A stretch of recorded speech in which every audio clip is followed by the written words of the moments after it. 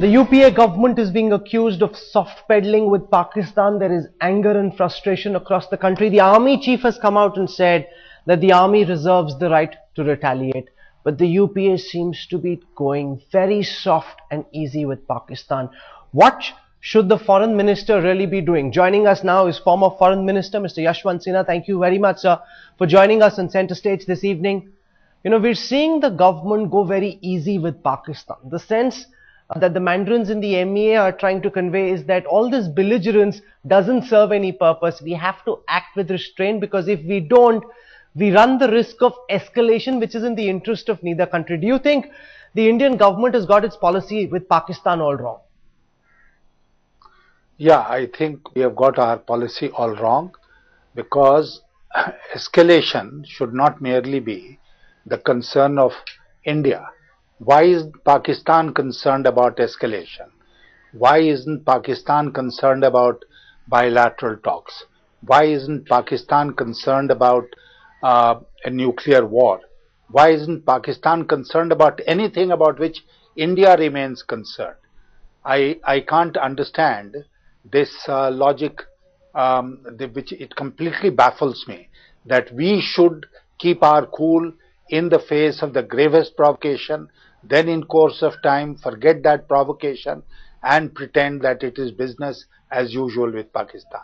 It has never been business as usual with Pakistan for all the 65 years that we have existed as independent neighbors.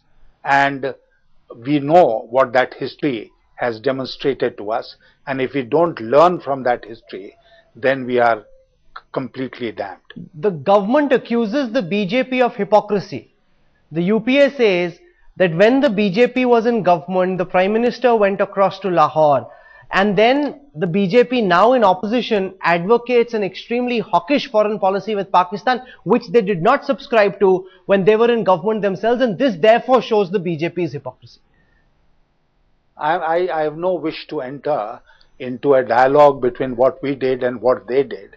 I'll only say that governments which don't learn from the experience of past governments, governments which don't learn from history, are governments which are condemned to repeat that history. Given the fact that both are nuclear capable nations, what would you like to see the government of India do at this time when there is so much anger in India? People want to see Pakistan investigate this matter properly, take action against those soldiers who were responsible for the barbaric beheadings. What would you, sir, like to see Pakistan do? I have two prescriptions, and I have thought about them very, very seriously, and I'd like to tell you that the alternative to no talks, no dialogue, is not war. All those who are putting the fear of war in our minds are completely mistaken. If we don't talk to Pakistan, as we have not from time to time in the past, has it resulted in war? It has not resulted in war. And then nuclear warfare is a very serious business in today's world. I mean, anyone who is saying that immediately it will be a nuclear war and they'll be dropping nuclear weapons on us and we'll be doing the same thing are also living in fool's paradise. The alternative to no talks is not war. There is a huge space, diplomatic and military, between no talks and no war. And therefore, I would plead that we should try and use that space by breaking off dialogue with Pakistan at this point of time. The second is something called controlled military response. Pakistan has indulged in what you called a barbaric act, and India must respond in kind. That response should be left to the military. They should plan it out.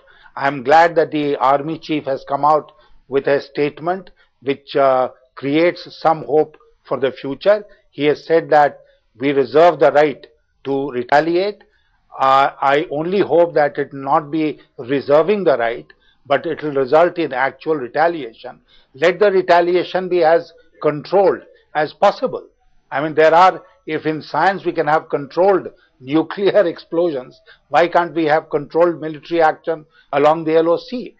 But the And peaceniks would if argue, this leads to escalation, the peaceniks would argue, Mr. if Sinha, this that leads, Pakistan needs to be given the benefit of the doubt, especially at a time when the nation itself is embroiled in so much internal turmoil.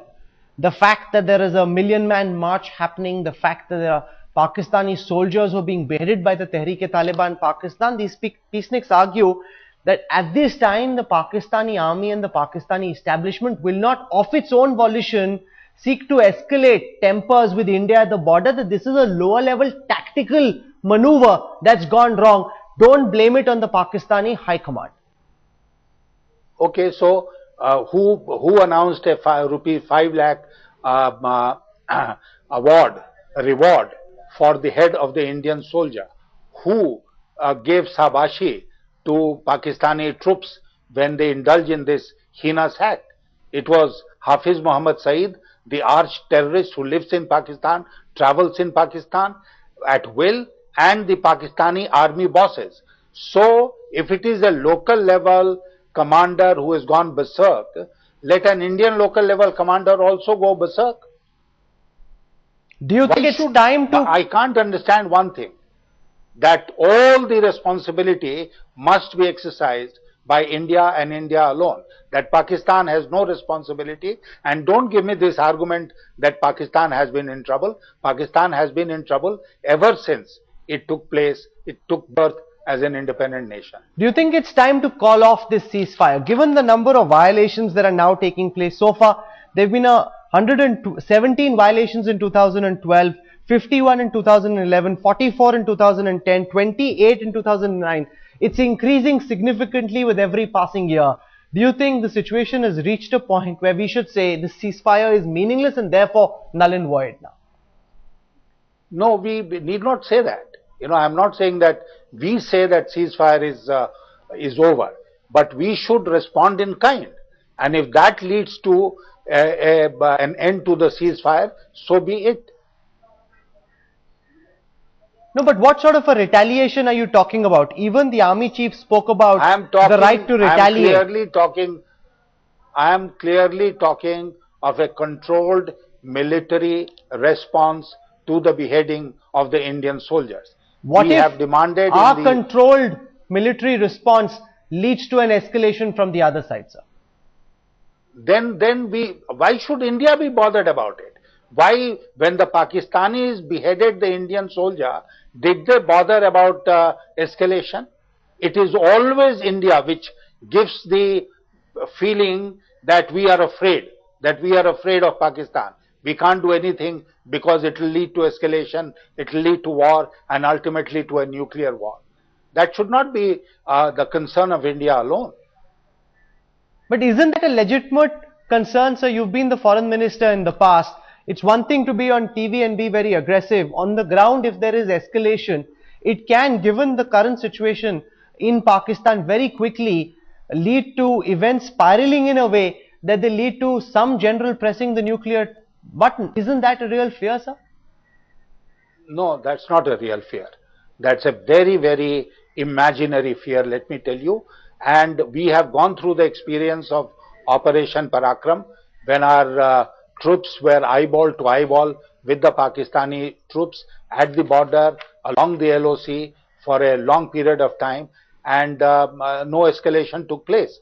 But then Pakistan was put in its place and ultimately forced to accept that its territory was being used for violence against India, and promised that that territory will not be allowed to be used for violence against India. So a limited escalation is something which will put Pakistan in its proper place. The family of our martyrs are demanding that the head of our brave soldier be returned to them.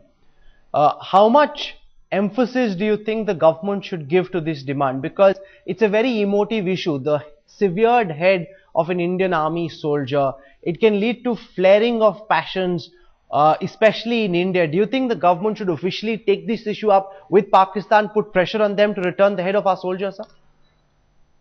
I understand from TV channel reports that in the flag meeting which has taken place, the Indian side has demanded the head of the Indian soldier, and the Pakistani side has rejected that offer. Now, therefore, we should sit down discuss this issue and find out how we can deal with the very emotive issue which has arisen in India with regard to the severed head of that unfortunate soldier of Indian Army. No, because Pakistan denies that it violated the LOC ceasefire. They also denied severing the head of this brave soldier. In such a situation, what are India's diplomatic options? So what can India really do? Because the Pakistani establishment is being asked these questions, but they are coming back with wholly unsatisfactory responses. Pakistan has been in denial all these 65 years of its existence.